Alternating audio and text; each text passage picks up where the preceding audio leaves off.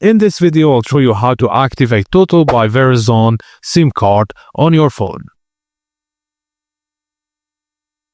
First thing first, visit the Total by Verizon website and browse the available no-contract premium plans.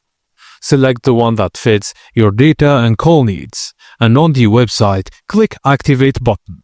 Then begins the activation process.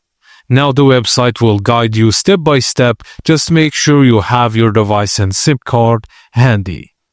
Now provide your device's serial number. You can find it in two ways: on the red activation card that came with your SIM, or on your phone's under Settings, About Phone, and Status. Now continue following the on-screen instructions, and once confirmed, your device will connect to the Total by Verizon network. Just restart your phone if needed to finish the setup. Your Total by Verizon line should now be active and ready to use.